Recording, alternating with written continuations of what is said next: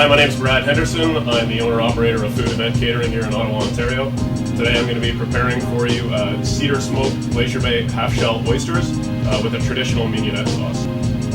So if you've never seen an oyster shucked before, this is how we do it. Standard oyster shucker. You're going to take the tip of the oyster blade and you're going to sit it right in there. There's actually a little dimple. You're going to press gently. Twist, and there should be a little pop as it releases. There it goes. And then you're going to twist the end of the oyster knife, trying as much as possible to avoid getting the bits of shell in the oyster as well, not very palatable.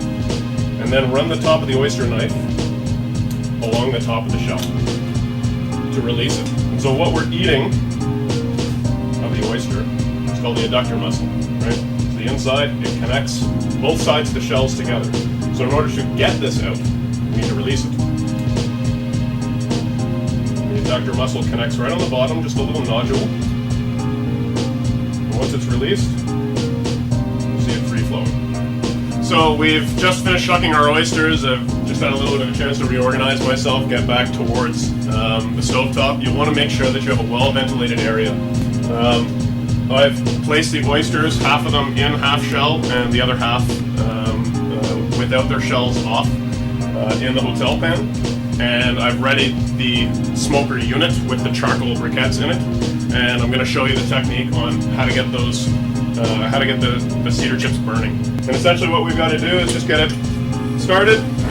Use whatever flame, a lighter, a match, your local barbecue, whatever, right? So I'm going to get these charcoal briquettes hot.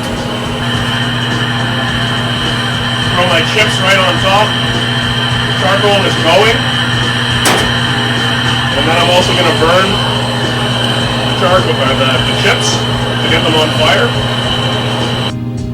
Blow out the fire, put the cap on, and then put the other hotel pan over top.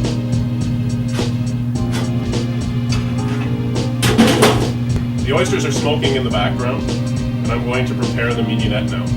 Typically I do the mignonette about 24 hours in advance to allow the onions to soften in the acids and allow the flavors to mature a little bit.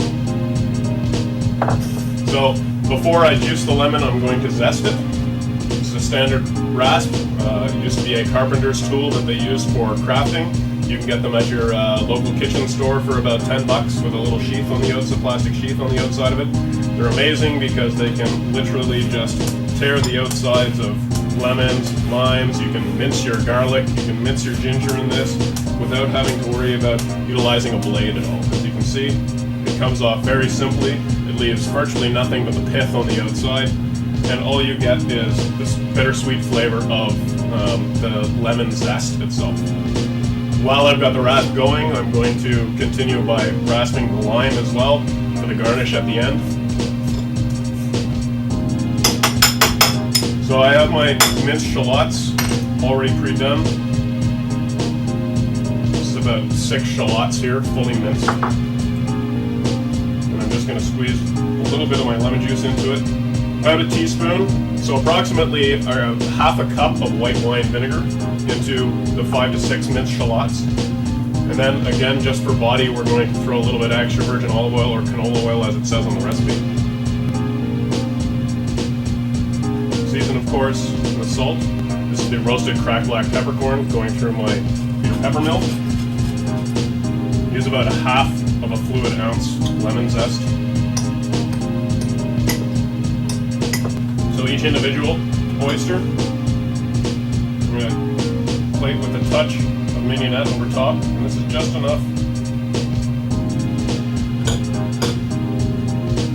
to give it a good flavor. Lime zest over top for a contrasting acid. Again, just a gentle flavor of lime.